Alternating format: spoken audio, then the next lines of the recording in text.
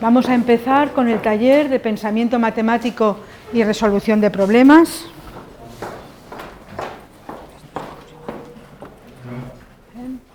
Lo primero es pensar qué es un problema. Pensar en el sentido en que depende de la persona a la que se le plantee el problema. O sea, un problema para una determinada persona puede ser un mero ejercicio, para otra puede ser un problema y para otro, que todavía sepa menos, puede ser hasta como una pequeña investigación. Es muy importante tener el conocimiento de la persona a la que se le plantea el problema. Entonces vamos a entender como un problema, una situación en la que hay un objetivo que conseguir superando una serie de obstáculos, siempre que el sujeto que afronta la situación no conozca procedimientos o algoritmos que se le permitan. Pongamos, por ejemplo, un problema de ecuaciones de primer grado, ¿no? De ecuaciones de primer grado de secundaria o así, pues para un alumno de secundaria puede ser un problema, porque aún no sepa muy bien cómo eso se resuelve, no conoce los algoritmos, no conoce los procedimientos. Para una persona que lo conozca, pues es un mero cálculo con la mano que no resuelve, que no es ningún tipo de problema, que no se plantea ningún obstáculo, que no tiene objetivos que conseguir, no llega a ser un problema. Entonces podríamos distinguir entre lo que es un mero ejercicio de cálculo, mero ejercicio de hacer operaciones, lo que para esa persona es un problema, y cuando ese problema no está perfectamente definido, hay que plantearse preguntas, no está claro lo que se está utilizando como definición, o así puede resultar que es una investigación, cuando uno se tiene que plantear preguntas sobre el enunciado del problema, tiene que estar viendo por qué camino va para resolver ese problema. Nos habíamos propuesto el hacer este taller porque nos parece que el aprendizaje de la resolución de problemas es un aprendizaje a largo plazo. Eso quiere decir que ahora damos 2 días o 2 horas de resolución de problemas y con eso no sale uno sabiendo resolver problemas. Requiere estar tiempo resolviendo muchos problemas. Y que hay autores que confirman que la enseñanza expresa de las etapas, de las cadencias, de las técnicas, de las estrategias, consigue mejores resultados que la mera práctica nada más espontánea si no se reflexiona sobre esas fases de resolución de problemas. Entonces, pero por otro lado, no sería como una asignatura en que dijéramos, a ver, ¿cuál es la fase 1? ¿Cuál es la estrategia heurística tal? ¿Cuál es no sé qué? Eso tampoco ayuda a ser un buen resolutor de problemas. Como hay que hacerlo es interiorizando bien cuáles son esas fases, interiorizando bien cuáles son esas técnicas, porque entonces, ejerciéndolas, resolviendo problemas, es como realmente, dicen esos autores, esos estudios, se aprende a hacer un buen resolutor de problemas, ¿no? Entonces, ahí está puesto al final lo que os había dicho antes, de que cuando alguien se hace preguntas y tiene que tomar decisiones sobre el enunciado de ese problema, entonces ese problema podríamos pasarlo ya a decir que es una investigación. Sí. La heurística es el arte de resolver problemas y lo que se ocupa es de desvelar todos aquellos procesos generales, técnicas heurísticas o estrategias heurísticas y pautas heurísticas que intervienen en la resolución de problemas. Los procesos generales a los que nos referimos pues son todos los procesos del pensamiento matemático en general, como son particularización, generalización, inferencia, deducción, etc. Incluso otros como son la creatividad también puede entrar dentro de esos procesos generales. Luego, las estrategias heurísticas son técnicas que una vez que nos ponemos con el problema nos ayudan a encontrar la solución, como por ejemplo pues son suponer el problema resuelto, analizar casos particulares, pensar en otros problemas análogos que se han resuelto antes y que nos parecen, etc. Las pautas o sugerencias heurísticas son pues pequeñas ayudas que nos planteamos, bueno, que nos vienen a ayudarnos a resolver el problema cuando estamos metidos en su resolución. Por ejemplo, pues estamos pensando en un problema y empezamos, ¿cuáles son lo primero que tengo que determinar es cuáles son los datos, cuál es la incógnita, cuál es la condición, cómo tengo que categorizar esto de alguna forma? Entonces, son pequeñas ayudas. Y por último, hay actitudes de la personalidad pues, que favorecen la resolución de problemas, favorecen que una persona en especial le guste resolver problemas, como son pues, el gusto por el riesgo, por afrontar situaciones nuevas, la perseverancia, porque muchas veces no nos sale y tenemos que seguir. Todas estas actitudes de la personalidad humana nos ayudan también a resolver problemas. Hay muchos, dentro de la teoría de resolución de problemas, hay algunos modelos teóricos que dividen el proceso en fases. O sea, en otros modelos no lo dividen, pero nosotros vamos a estudiar precisamente estos modelos que dividen el proceso en varias fases. El primero que nos encontramos es Polya. Polya, pues a partir de su libro de 1945, Cómo plantear y resolver problemas, fue el que hizo surgir toda la teoría esta de una forma crucial. Después de este tenemos el de Mason, Barton y Stacey y otros como el de Miguel de Guzmán, el de Bransford Stein o el del Grupo Cero. Entonces nos vamos a centrar prácticamente en los dos primeros, en el de Polya y el de Mason. Sí, realmente hay muchos autores que se han dedicado a trabajar sobre la creatividad, sobre cuál es el proceso AHA, cuál es el proceso de descubrimiento, cómo cuando alguien descubre algo, cuándo consigue haber descubierto ese algo.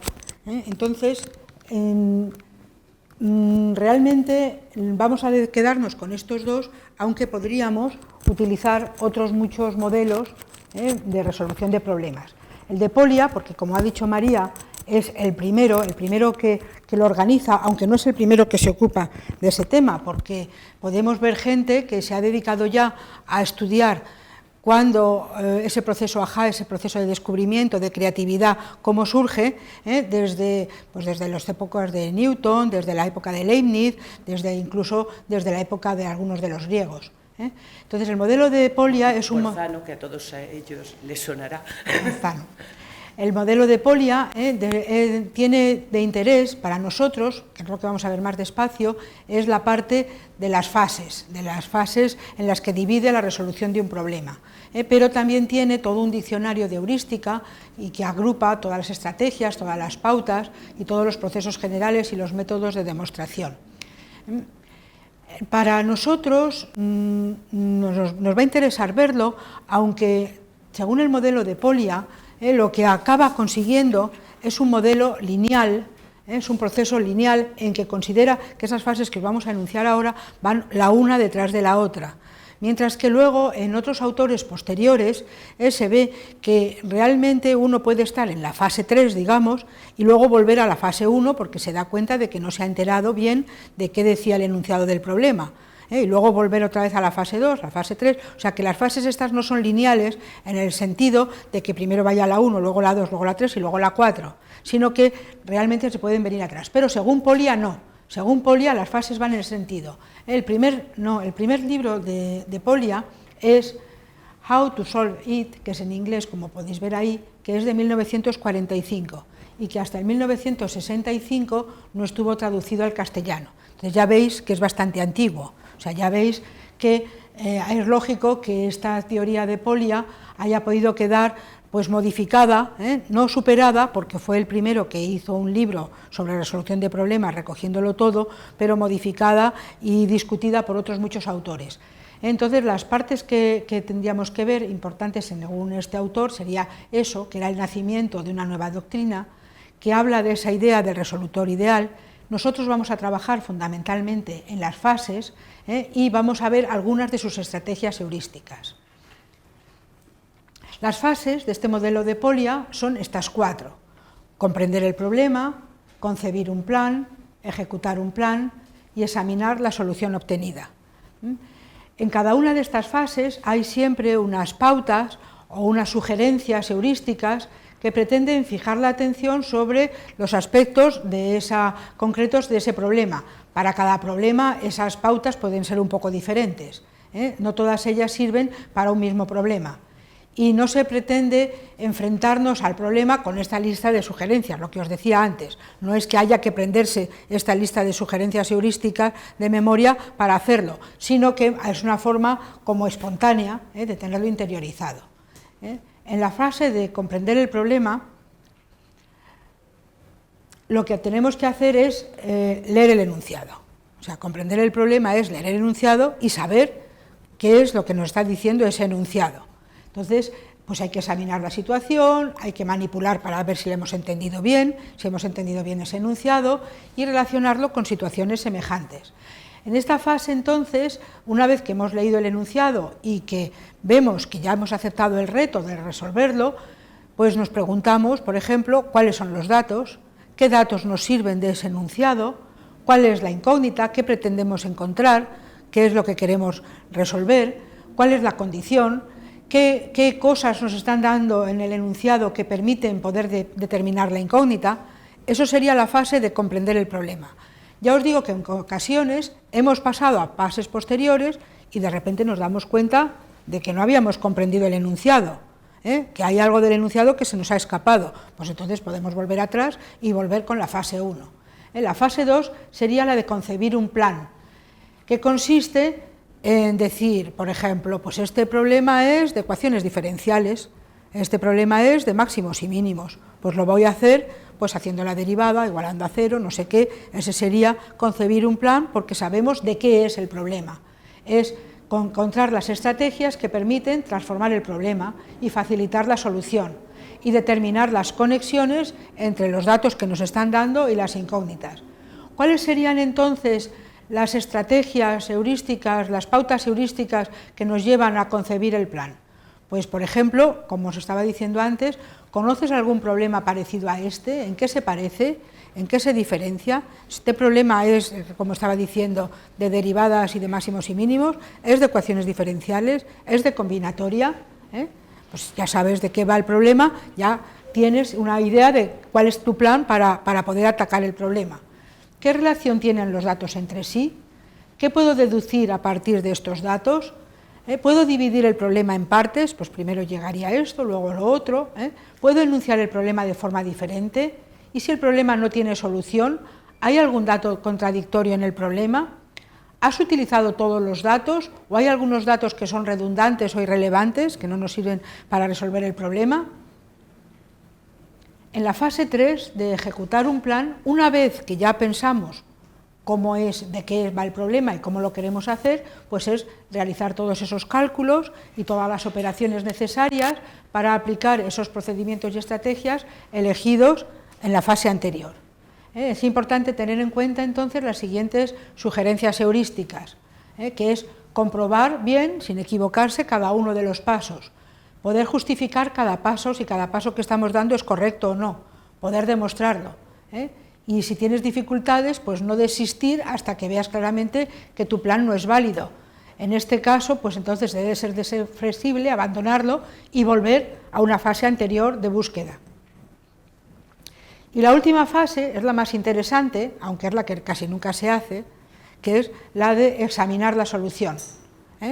Es la más interesante porque consiste en examinar a fondo el camino seguido. Es comprobar, repasar todos los cálculos, repasar y comprobar todos los razonamientos y ver si la solución que hemos obtenido se corresponde con el problema propuesto, ¿no? Por ejemplo, pues yo qué sé, si estamos hablando de encontrar la distancia que hay desde la escuela a mi casa y decimos que hay 300.000 kilómetros, pues quiere decir que me he equivocado en algo, que esa solución no es válida para ese problema. Luego, cuando estamos dando una solución totalmente absurda, por la cantidad numérica que nos está saliendo, pues habrá que comprobar dónde está el fallo, ¿no? Entonces luego estaría localizar rutinas útiles. ver si es posible, una vez que hemos terminado de resolver el problema, repasarlo y ver si es posible encontrar una forma de resolverla más bonita, más elegante, más sencilla, mejor explicada. Y luego, lo más importante es intentar generalizarlo a un contexto más amplio. Ese problema, decir, pues si ahora, en lugar de para esto que nos han dicho que x vale 5, fuera para x igual a n, o para x igual a cualquier valor, ¿cómo quedaría? Y buscar otros problemas que estuvieran relacionados con él y que pudiéramos entonces hacer una transferencia de resultados y que ese problema nos diera mucha más información. Es lo que en este momento estaríamos en generalizar. O sea, dentro de esta fase 4 de examinar la solución, habría dentro de esta etapa una parte que es todo lo que es generalizar ese problema a un problema más amplio. Entonces, las pautas heurísticas asociadas es, como hemos acabado de decir antes, pues verificar el resultado, verificar el razonamiento, ver si la solución es lógica, ver si eres capaz de resolverla de otra forma. Pues venga, ya.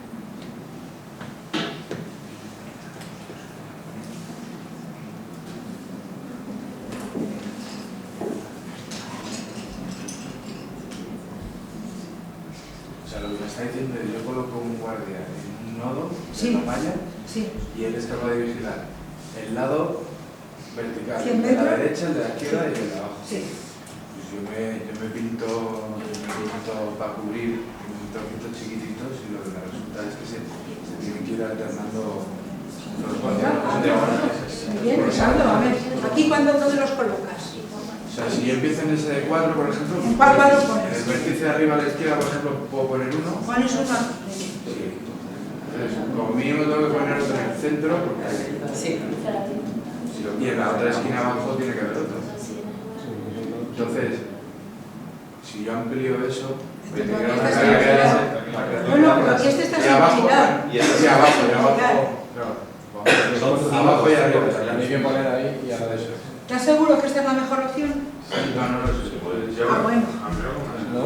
A ver, vamos a ver si es la mejor opción. Puedes poner foto. ¿Y si pusiera yo aquí uno? Y luego en el otro lado. ¿Cómo les pondría a los otros? ¿Así cubro todos? Sí. Pero eso ampliado es Claro, es lo mismo, ¿no? Es lo mismo. Viene a ser lo mismo ampliado. No. Claro. 5 no es lo mismo que 5 no es lo 4. mismo que 4. Ya, pero si en si una cojo red una infinita. franja a la derecha de ese cuadrado, del de abajo, cojo el patrón que va a tener es el de arriba. Claro, ¿no? Sí. No, pero vamos a ver. Así necesitamos 5 vigilantes. Ya, Vale, sí, Pero y así ampliándolo se necesitarían los mismos, ¿no? No, pero si es n. Para cada valor de n tienes una cosa distinta. La solución varía en función de si tenemos par o impar. Efectivamente, eso es lo primero que nos damos cuenta, y es que tiene una fórmula cuando n es par y otra cuando n es impar. Entonces, Deja, que lo encuentres. ¿ya la has sacado? He sacado, sí, he sacado una. La más fácil, ¿no? ¿Cuál es? He sacado una que sirve para par e impar. Sí. Puede ser que sí. No. Sí, porque lo he puesto en función del. Ah, bueno. Sí. Pero en principio serían estas. Esta para par Sí. y esta para impar. Sí. Y luego con el menos uno. Bueno, sí, eso es trampa. ¿Qué? ¿De qué año eres? ¿Es de aquí? Bueno, ya lo has sacado. No vale, porque debe ser un dos. Se nota, se nota. Para n igual a 4 nos han salido aquí. Bueno, queda demostrarlo.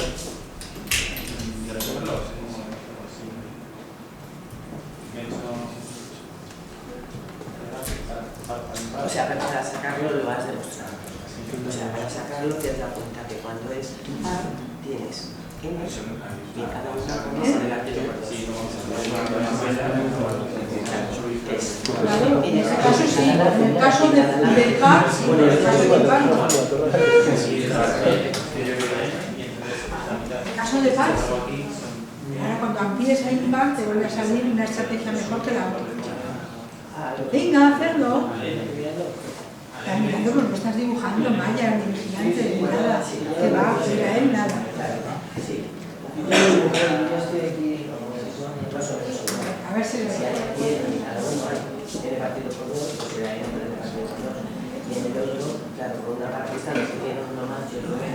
me sale n menos 1, n menos 1, entonces me sale n más 1 por n menos 1, así. Y luego para la fórmula, ¿cómo se Claro, no, yo lo saco directamente así. Sí, claro, sí. Claro, esto lo cuento, porque siempre hay o n más 1 partido por 2 o n menos 1 partido por 2. Ahí estaba dando las pautas, que después de leer el problema, es realizar un gráfico que represente la información contando calles, esquinas, vigilantes, considerar luego casos particulares, que es lo que hemos hecho ya. Organizar los datos en una tabla, que es lo que hemos empezado a hacer, que agrupe de modo sistemático los resultados obtenidos al particularizar. Ahí estamos, en la tabla.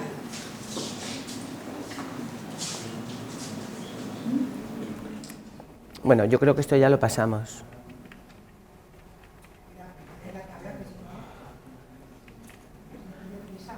No, vamos a ver, no, porque la tabla está mal, Adela. O sea, porque la tabla está justamente suponiendo que no os dais cuenta, o sea, luego, claro, está puesto, que no os dais cuenta que este no es la forma óptima, sino que se empieza, o sea, cuando teníamos este 4, ¿me seguís? La forma está hecho de la forma que la mayoría de la gente cae, y es que pone aquí directamente plaf, plaf y plaf, y no se da cuenta que en este caso la forma óptima es en esto que hemos contado.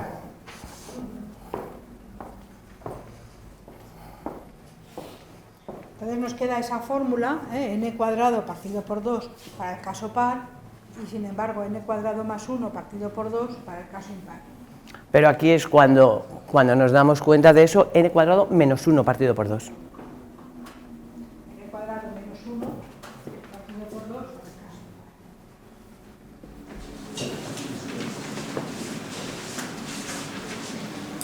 Pasamos al siguiente. La tira de papel. Empezar a doblar tiras de papel. Bueno, y este también es un problema que lo mejor es empezar a hacer una tablita, ¿eh? Y además de hacer una tabla, pues no contar todos los dobleces, sino que si nos preguntan los que están hacia arriba y los que están hacia abajo, pues ya llamarlos de distinta forma los de arriba y abajo, ¿no? Para contarlos todos. Lo primero que tenemos que hacer para luego contar las de arriba y las de abajo es hacerle una pequeña señal para saber que siempre la vamos a doblar así y la vamos a abrir así, ¿vale? O sea, para indicar, por inducción, es que luego, claro, todos los resultados para n o son evidentes o hay que hacerlo por inducción, pero muchas veces no es necesario. Por ejemplo, en el de los vigilantes, porque no hemos llegado hasta el final, pero se ven que cada vez que se ponen, pues son n partido por 2 por n, porque en cada una, para cuando es par o cuando es impar, es n partido por 2 por n, y se ve, no hace falta hacerlo por inducción, pero la mayoría de los resultados sobre n hay que hacerlos por inducción, porque no se pueden hacer de otra forma. Esto no, porque hay argumentos para inducción. Ya es cuando no sabemos qué hacer. Cuando ya no sabemos qué hacer, decimos inducción, pero mientras podamos hacerlo de otra forma, mejor la otra forma. Cuarto doblez ya no se ve nada. O el quinto, ¿cuál es ese?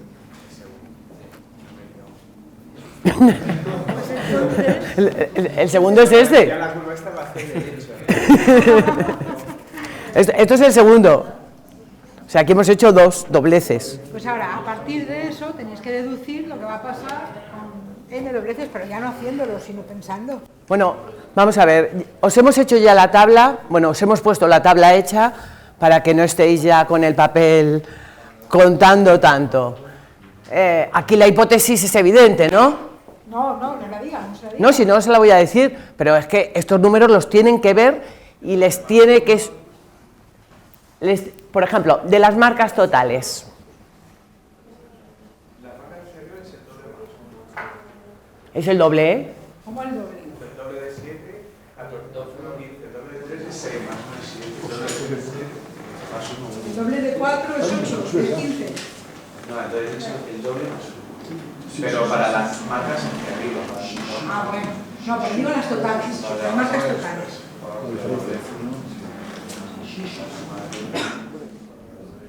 Bueno, hay una cosa evidente, es que las marcas hacia arriba más las marcas hacia abajo tienen que ser igual a las totales, ¿no? Con lo cual, sabiendo uno, podemos deducir las otras, pero hay que saber. Sabiendo el número de marcas totales del anterior doblez, ¿sabes el número de marcas de arriba de la siguiente? ¿Y sin saberlo? No, o sea, si yo... Sí, eso, me estás dando una ley de recurrencia, vale, la ley de recurrencia vale, pero hay que sacarlo en función de n. Es fácil, además, sacarlo en función de n. O sea, no es que sea... Es muy fácil, chicos. La ley de recurrencia es lo único que podemos sacar, pero ahí se ve. A ver si lo veis. Lo hay que sacar como aumentando... Sí, yo te digo ahora, cuando hayas hecho 28 dobleces, ¿cuántas marcas te salen? O sea, marcas totales. Las marcas Sí, totales, hacerlo en función de n. Con 28 dobleces, que no los podéis hacer, ¿cuántas marcas te salen? 2 elevado a n más 1. 2 elevado a n. Claro. Vamos a ver, ¿no veis esto? A ver. 1. ¿El cuadrado de 2 cuál es? 2 elevado a 3, ¿cuánto es? 8 menos 1. 2 elevado a 4. 15. 2 elevado a 5. Ya está, ¿no? ¿Por qué? ¿Por qué? Pues por eso está muy claro, por las marcas hacia arriba y las marcas hacia abajo. ¿De acuerdo? Claro, hay otra historia y es que aquí esto de las marcas está puesto porque incluso nos podíamos plantear, pues, por ejemplo, ordenadas todas las marcas, si yo hago 7 dobleces, ¿dónde está la número 23? O sea, la número 23 es hacia arriba o hacia abajo. Fijaros que aquí se ve muy bien. La secuencia es hacia abajo, hacia abajo, hacia arriba. Hacia abajo, hacia abajo, hacia arriba. Hacia abajo. Hacia arriba, hacia abajo, hacia abajo, hacia abajo, hacia arriba. Hacia abajo, hacia arriba. Hacia abajo, hacia arriba. A ver, ¿cómo es esa secuencia?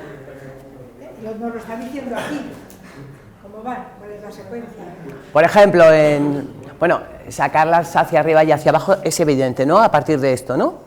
Porque si esto es 2 elevado a n, menos 1, o sea, es...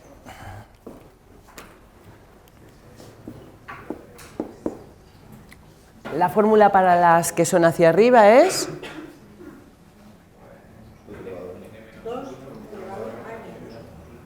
2 elevado a n menos 1, menos 1. Y las de hacia abajo, pues 2 elevado a n. No, 2 elevado a n menos 1. 2 elevado a n menos 1 en el exponente.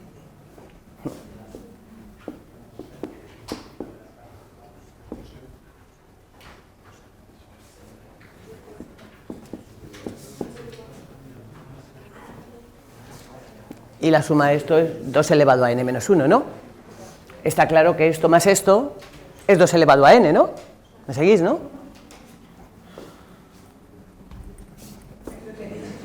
De hacia abajo es 2 elevado a n menos 1, de hacia arriba es 2 elevado a n menos 1, sumáis, ahí sacáis factor común, os queda esto sacado el factor común, 1 más 1, 2, os queda 2 elevado a n menos 1. Sí, sigue porque ahí creo que también les doy la pista. Claro.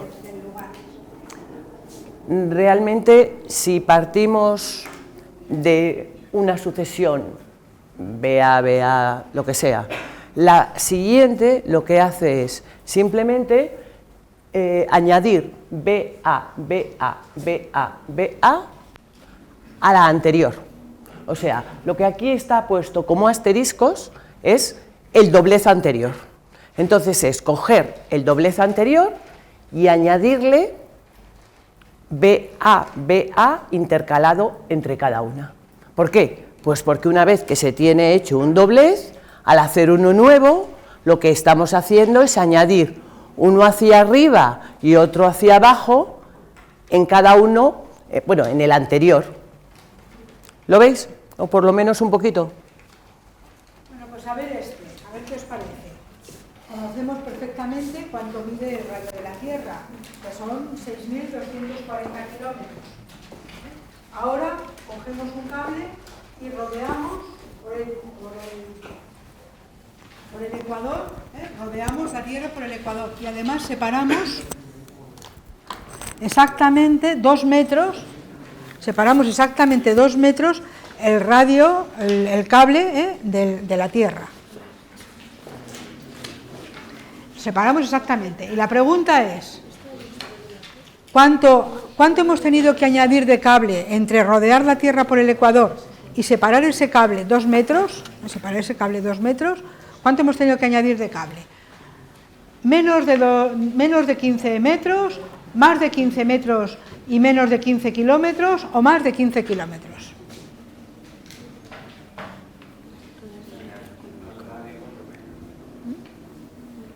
¿Cuánto? A ver, opiniones, antes de que calculéis nada. Por intuición. ¿Qué?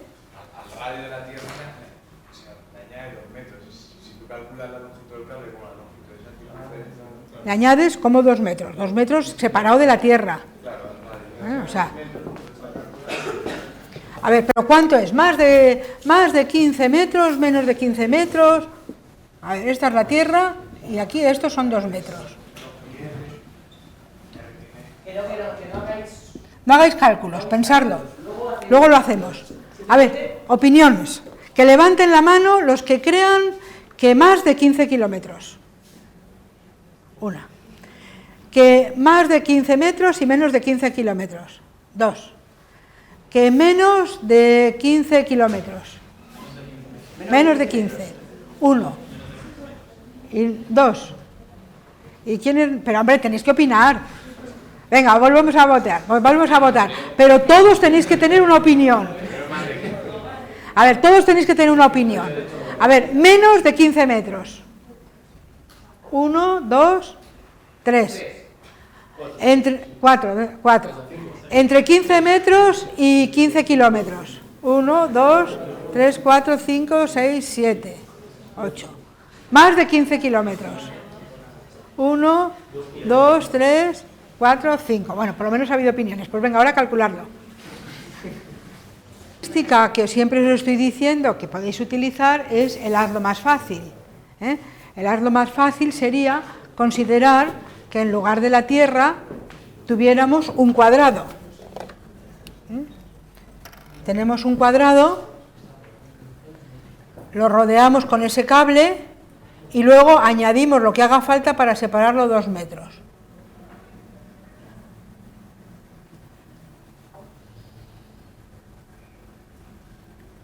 Si este sería el lado del cuadrado y así.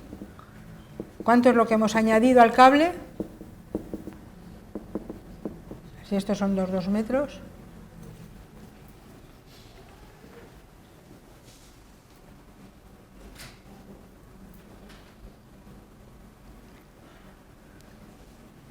¿Qué es lo que hemos añadido? Pues solamente este trocito, ¿no? Este trocito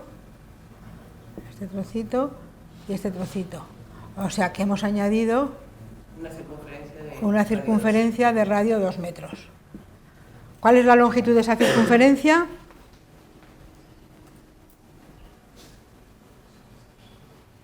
Pues 2πr, ¿no? 4π, aproximadamente 12. Si fuera 12 y pico, ¿no? Menos que 15 metros. ¿Lo veis? Eso es si fuera equivalente lo del cuadrado a la de la Tierra. Ahora vamos a ver si en lugar de un cuadrado fuera, como dice ahí, un polígono de más lados. Si yo tengo un polígono que tuviera estos lados, fíjate que lo estoy poniendo irregular y todo. Lo rodeo con un cable y ahora lo separo ese cable 2 metros.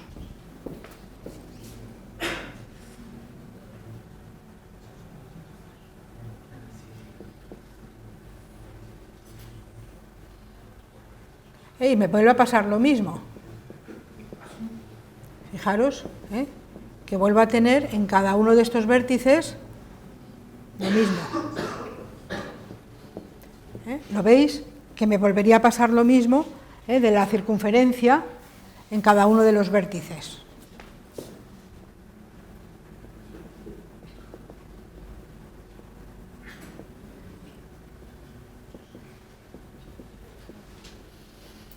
Entonces siempre es 2πr, ¿lo veis?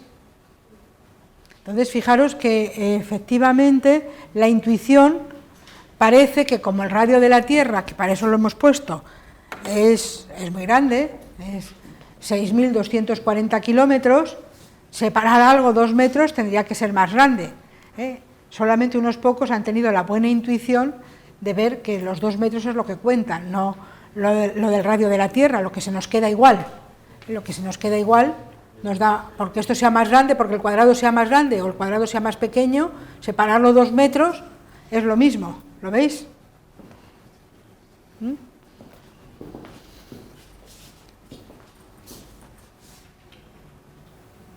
Este es un problema muy difícil, de probabilidad. Es un problema para buenos jugadores, para saber si sabéis jugar a la ruleta y sabéis apostar con cálculo de probabilidades.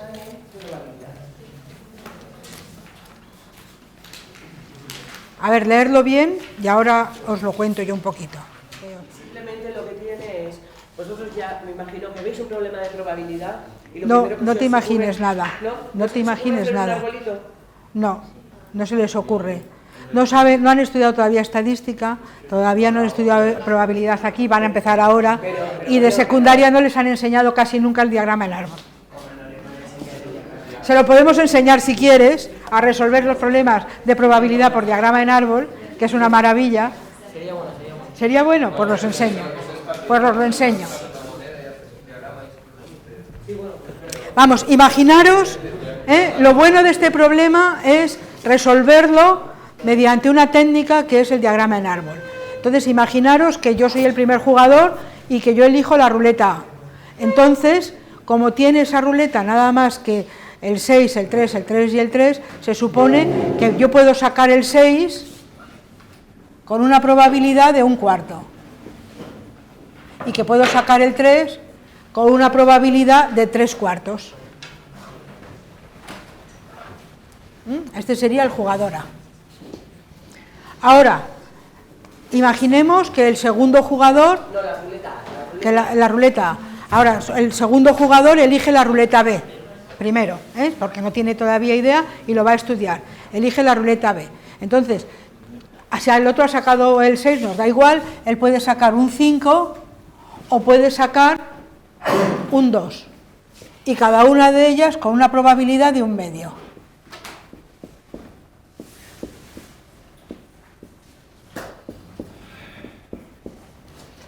Entonces, este sería la ruleta B, el jugador que ha elegido la ruleta B. Entonces, el jugador que ha elegido el jugador A gana en este caso, gana el B y en este caso gana el A. Entonces, ¿cuál es la probabilidad de que gane el jugador B? Siempre va a ser el producto de estas probabilidades. Entonces, la probabilidad de que gane la ruleta B sería 3/8. Y la probabilidad de que gane el jugador A sería 1/8 más 1/8 más 3/8. Entonces, sería esta suma. La probabilidad de que gane el jugador A sería 5/8. Bueno, pues entonces a esto no nos beneficia. Sigamos pensando que el primer jugador ha elegido la ruleta A, con el 6 y el 3, con el 1/4 y el 3/4.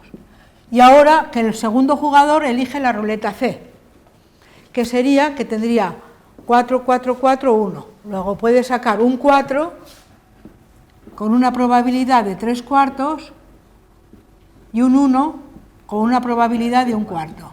Un 4 y un 1. Porque son sucesos independientes. Vale, entonces, En este caso, aquí gana el jugador A, aquí gana el jugador A, aquí gana el jugador C y aquí gana el jugador... ¿Qué? Bueno, la ruleta C, La pero ruleta. son jugadores A y B. Bueno, bien. Bueno, nada, vale, da igual. El jugador que ha elegido la ruleta C, que aquí gana el A.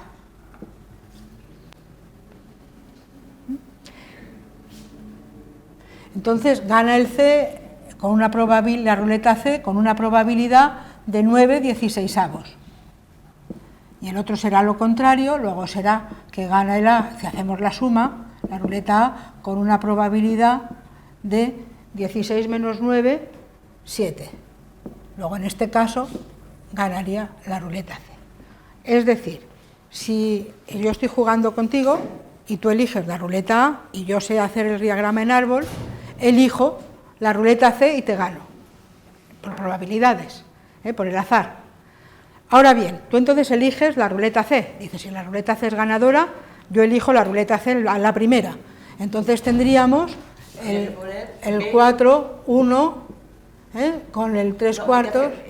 Ya hemos hecho A y B, te falta hacer B y C. El 3 cuartos con la C.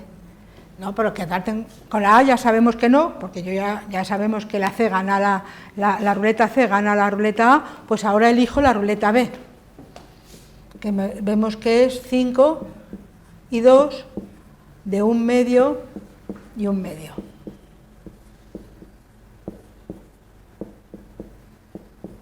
Entonces, aquí gana la ruleta B, aquí gana la ruleta C, aquí gana la ruleta B y aquí gana la ruleta B.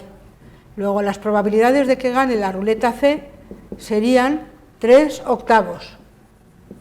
Luego la probabilidad de que gane la ruleta B serían 5 octavos. Luego en este caso gana la ruleta B. O sea, que si él elige la ruleta C y yo me sé hacer el diagrama en árbol, elijo la ruleta B y el azar me es favorable para ganar, ¿de acuerdo? Entonces la gracia que tiene este problema es que ninguna de las 3 ruletas es vencedora, sino que siempre el que elige el segundo puede elegir la ruleta que gana. O sea, si yo elijo la ruleta A, como he dicho antes, si el primero elige la ruleta A, el segundo elige la C y gana. Si el primero elige la C, el segundo elige la B y gana. Y aquí, si el primero eligiera la B, el segundo elegiría la A y el B gana. Sí, lo que no entiendo es por qué si tienes 3 ruletas, cada una dividida en 3 sectores, ¿por qué te salen 4 resultados por ruleta? Pues tienes toda la razón. Dividida en 4 sectores. Tienes toda la razón. Ah, sí. Tiene toda la razón. Sí, es en 4 sectores. Ay. Adelante. A ver, ¿alguna otra duda? ¿Del diagrama en árbol lo habíais usado? Pues para plantear problemas de probabilidad va muy bien, como herramienta. A ver, el siguiente.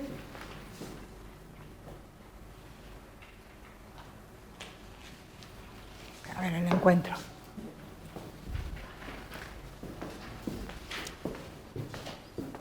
Bueno, este también es un problema de probabilidad, pero la diferencia que tiene con el anterior es que este pues no se hace mediante diagramas de árbol, sino mediante métodos geométricos.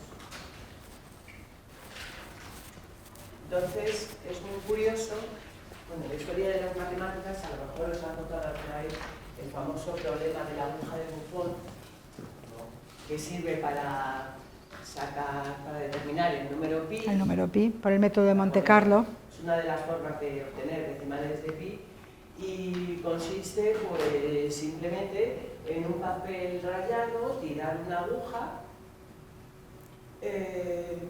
y ver si corta alguna de las rayas, por supuesto, depende de la longitud que tengan las rayas, ¿no? Entonces ver si corta o no corta a una de las rayas del papel y calculando probabilidades, que son probabilidades geométricas, porque todo depende de la anchura que tengan las líneas, etcétera, pues se puede obtener una determinación de los decimales de pi.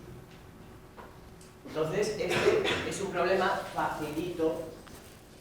O sea, Sí, este yo María, es un problema clásico. María, les daría el resultado y pasaría a los bloqueos, porque ya nos queda muy poquito rato. Bueno, pues la única... Yo creo que no lo tenemos ahí puesto, ¿verdad? Yo creo que sí.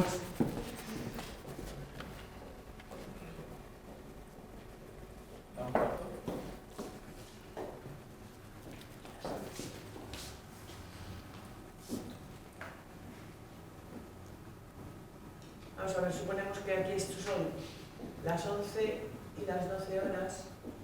Las 12 horas, si una persona llega aquí hasta las 11 y punto, en punto está un cuarto de hora, ¿no? Y se va. Si en vez de llegar a las 11, pues llega a las 11 y media, pues entonces está otro cuarto de hora más. Con lo cual esto, si dibujáis, y aquí...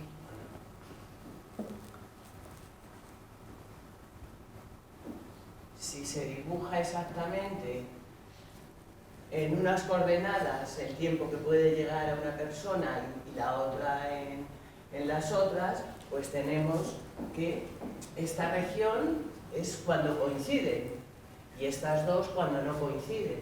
Entonces, simplemente calculando ese área, se puede calcular la probabilidad. El área de este hexágono con respecto al total. Eso nos da la probabilidad que tienen de encontrarse. Esto lo paso. Empezamos con los bloqueos, porque si no... Ya os ha comentado María que en el modelo de Barton pues tenemos que trabajar muy bien los bloqueos. Los bloqueos pueden ser de muy distintos tipos.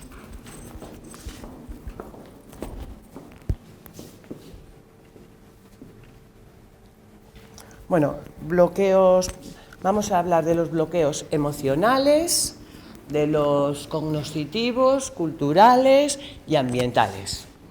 Los bloqueos emocionales son los que surgen pues, por cierta pereza de comenzar la tarea o por los agobios, prisas. He visto que al principio algunos se bloquean y tienen unas ganas de coger un papel y empezar a hacer un problema, pero eso se ha pasado, es normal.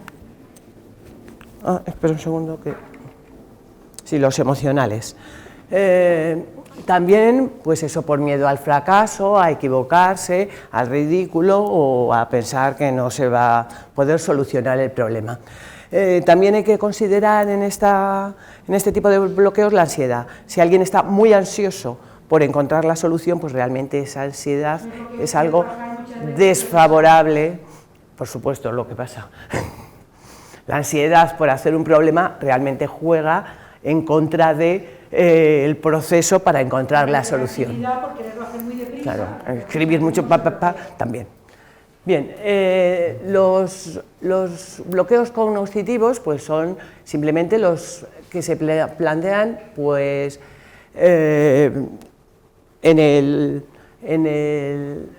bueno, por carecer de las herramientas matemáticas. Por eso resolver muchos problemas y conocer las estrategias heurísticas es muy efectivo para resolverlos. Y muchas veces dentro de los cognitivos, que son los que vamos a ver a continuación, están los perceptivos, que son bloqueos específicos cognitivos, pero que están asociados a la percepción del problema, casi siempre a la percepción del enunciado, donde hay pues, muchos acertijos típicos que juegan con esa percepción del enunciado, de forma que muchas veces no vemos lo que el problema dice, sino lo que nosotros queremos ver. Entonces, dentro de estos bloqueos perceptivos, pues un caso particular son las suposiciones ocultas. Por ejemplo, dentro de las suposiciones ocultas es el que os comenté hace un momento, de esos profesores que se pusieron a contar los números de doses para hallar los números de ceros que nos salían. Entonces entraron en suponer que tenían que contar eso y empezaron a hacer unos cálculos enormes y a calcular un montón de cosas. Ahora os vamos a poner otros sencillitos en donde vamos a ver si tenéis algún bloqueo de este tipo, de suposición oculta o de ese tipo, para ver si lo tenéis. Por ejemplo, este de los 9 puntos. En este de los 9 puntos, es muy conocido, supongo que muchos lo conoceréis ya, es simplemente en una trama con 9 puntos,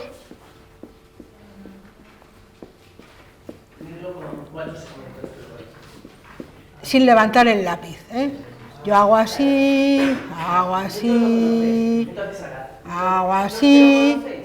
¿Qué suposición hay oculta? No, pero espera, a ver, que lo hagan ellos. A ver, que yo quiero ver que lo hayan dibujado todos. Bueno, y los que lo sepáis, buscar la suposición oculta que hay.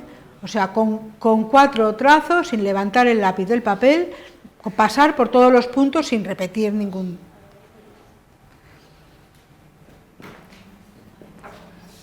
Y los que no lo sepáis, tener en cuenta que yo ya os he engañado.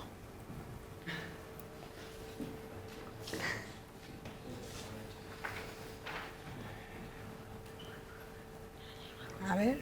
¿Qué suposición oculta hay? Que pensamos que tiene que llegar hasta el borde del cuadrado, Muy los bien. 3 puntos, y se puede salir. Y se puede salir. Entonces, No pienses a ver así. si con eso ya los que no lo sabéis lo hacéis. La suposición oculta es que parece que los 4 segmentos deben estar Así sin salirse del cuadrado. Sin salirse del cuadradito. Se puede salir. Pero se puede salir. Entonces ya una vez que sales, que te puedes salir, ya es mucho más fácil.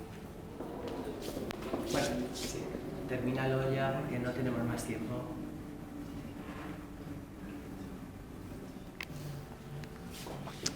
Vamos a ver. Otro También muy típico, que seguro que habéis oído alguna vez. es el de los palillos. Ya sabéis, yo supongo que tengo palillos de dientes, ¿no? Todos iguales. Con 3 palillos yo puedo formar un triángulo equilátero. Con 5 palillos yo puedo formar 2 triángulos equiláteros. Con 6 palillos quiero formar 4 triángulos equiláteros. ¿Cómo lo hago?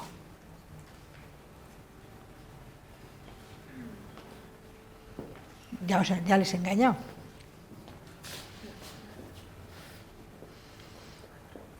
Ya les he inducido a la suposición oculta.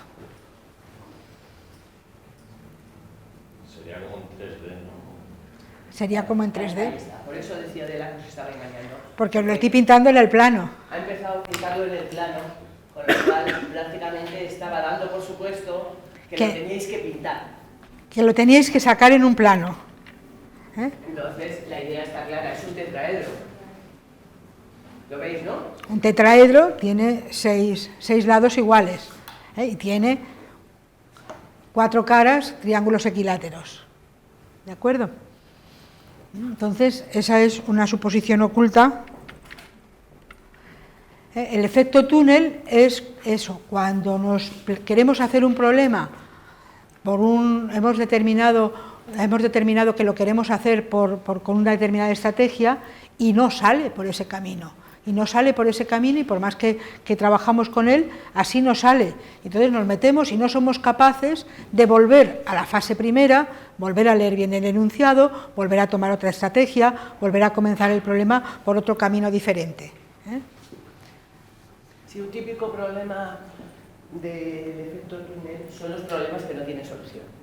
Normalmente pasan muchas horas y horas, podemos pasar pensando un problema cuando al final admitimos que puede haber una posibilidad de que no tenga solución. Entonces, este es el típico, que seguro que también lo habéis visto alguna vez, de las 3 casas, o sea, con este enunciado, con un enunciado similar, las 3 casas, las 3 fuentes de energía de 3 vecinos que no se llevan bien entre ellos, y entonces cada uno tiene que hacer una tubería. Este viene así, a sus tuberías, este ya no puede venir así, así, pero las tuberías no se pueden cruzar porque con las no pueden pasar por las del vecino. Bueno, pues es imposible. Entonces, este problema, pues, el caso es que no tiene solución. O sea, se puede demostrar realmente con teoría de grafos, con el teorema de Euler, lo de caras más vértices igual a aristas más 2 en dimensión 3 se puede demostrar que no tiene solución. ¿Y por qué voy a demostrar?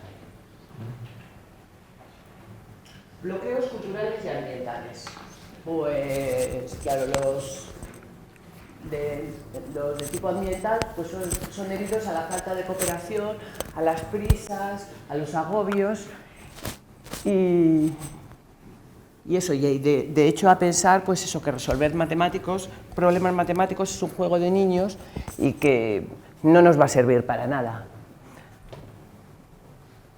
O sea, un problema de este tipo es el de las 3 hijas, que también es un acertijo muy conocido y que seguro que lo conocéis. Que lo podéis usar así cuando un día no sepáis de qué hablar, para ponérselo a la gente, porque bueno, puede dar bastante juego. Claro, se dice, el producto de sus edades es 36 y la suma es el número del portal de enfrente. Entonces le dice la amiga, falta un dato. Y dice, es cierto, la mayor toca el piano. A ver, ¿la solución? A ver, pues dilo, porque llevamos... Hay que hacer todos los múltiplos, y entonces al hacer todos los múltiplos, como uno tiene que ser mayor que otro, porque ahí le dice que uno es mayor, pues entonces ya no vale el 6 por 6, claro. Tiene que ser 9 por 4. O sea, al hacer el producto de todas se sacan todas las posibilidades, o sea, descompones 36 en sus factores primos, todas las posibilidades. Entonces, haces todas las sumas. Como dice el otro, falta un dato, quiere decir que hay una suma que está repetida. Entonces, todas las sumas son diferentes, excepto dos sumas están repetidas, que suman 13. Entonces, todas las demás son diferentes, con lo cual con todas las demás no hubiera faltado un dato, porque si a quien se lo dice está viendo la casa de enfrente, pues sabe perfectamente la suma. ¿Por qué le falta un dato? Pues porque hay 2 descomposiciones de 36 que suman lo mismo. Y entonces resulta que en esas descomposiciones hay una mayor, hay un 9 que son mayores, y otros sin embargo que no. Entonces se sabe perfectamente que efectivamente. Sí, son 1, 6, 6 y 2, 2, 9. Sí, este es un acertijo que me mandaron por internet, a lo mejor os lo han mandado a vosotros, ¿no? ¿Nadie? Bueno, pues consiste, la primera que me pareció para esto de los bloqueos muy significativo. La primera pregunta es que hay que dividir la parte gris del cuadrado A, ese de arriba, quitándole esta parte de aquí, en 2 partes iguales. Eso es muy fácil, ¿no? Sí.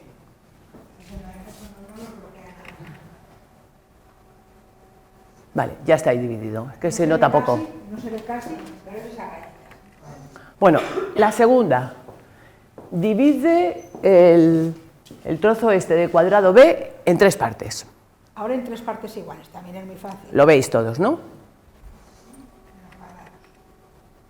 Ya está. Ahora, la tercera, divide este otro en 4. Ya es un poco más difícil. En 4 partes iguales.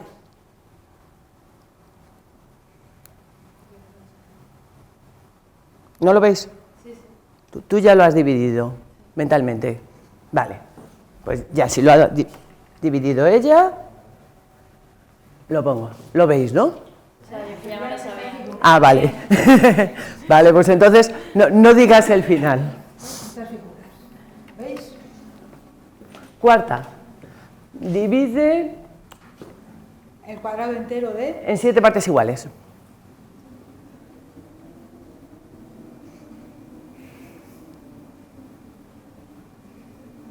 Esto es cuestión de segundos, ¿eh? Solución. Más fácil.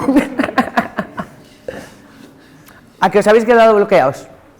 O sea, el hecho... Os habéis engañando con el poquito ese que faltaba, pensabais en figuras más complicadas. Claro, esto, cuando me lo mandaron, lo primero que te dicen es que no puedes tardar más de 3 segundos en dar la respuesta correcta, o sea, tienes que ir rápido por eso, pero realmente a mí cuando me lo mandaron me bloqueó. Por culpa de ponerte los problemas previos. O sea, Claro. es lo mismo que yo os estaba bloqueando Sí. ahí con los palillos. Si te dicen directamente divide esto en 7 partes iguales, pues lo divides, pero los casos anteriores te han bloqueado. Bueno, este también es muy bonito, este lo tenéis en los problemas, que está claro, ¿no? El enunciado. Ahí tenemos las piezas. Las mismas piezas las colocamos de una manera, las colocamos de otra, y en un caso de estos va y sobra Un cuadrado. No puede ser, no puede ser. No puede ser. Este es un problema muy bonito, que además demuestra que se pueden hacer demostraciones totalmente incorrectas a base del dibujo, como en este caso. ¿Es porque se curva un poco? Sí. No es que se curve, sino que los ángulos no son iguales. Sí, la historia es simplemente, pues aquí, o por el teorema de Tales, o si el teorema de Tales lo tenéis un poco olvidado, pues simplemente por trigonometría se puede saber viendo que esos ángulos que aparentemente son iguales, no lo son.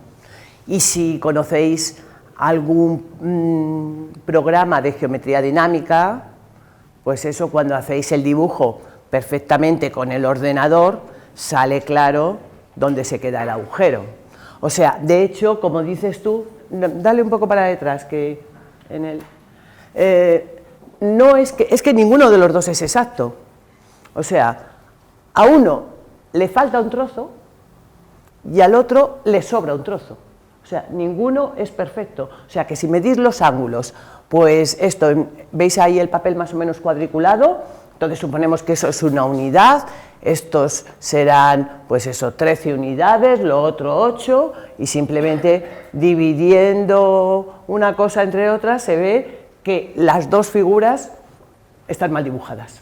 O sea, están dibujadas con el teorema de la recta gorda.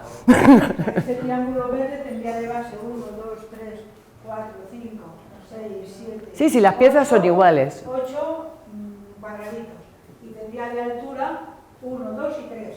Luego, por el teorema de Tales, eso sería un 3 octavos, ¿no? El ángulo tendría como tangente... 3 octavos, mientras que la otra, contándolo, se ve que no. Contándolo, eso sería 1, 2, 3, 4, 5 de base y tendría 2 de altura. Y 2 quintos no es igual a 3 octavos. La tangente del ángulo, el ángulo no son iguales. Bueno, este es el trabajo que ya os lo he dicho, que tenéis que presentar, que consiste en esta sesión en elegir 3 problemas de las hojas y resolverlo analizando las fases, bien en el sentido de Polya, bien en el sentido de Mason, y considerando en su caso los bloqueos y los estados emocionales enviándolos a mí. Lo que sí que quería comentar es muy rápidamente las posibles estrategias heurísticas, como nos habla algunas, de codificar, de organizar la información con figuras, con diagramas, con tablas, de experimentar, de la analogía, de explorar, de introducir elementos auxiliares, de suponer el problema resuelto, y que las estrategias de pensamiento, que también hemos usado, serían juega con el problema, algo más fácil para empezar, haz esquemas, diagramas, representaciones gráficas, escoge una buena notación, todo ese tipo de estrategias de pensamiento son las que tendríamos que saber utilizar. Ahora ya un montón, pero me quería poner la bibliografía. Bueno, ya no la pongo porque la tenéis. La bibliografía está al final del todo. Sí, pero aquí tendríamos muchos más problemas. O sea que de todas formas también si elegís alguno de los que está ahí, pues podéis a ver si aquí más o menos tiene alguna sugerencia. Ya tantísimos años.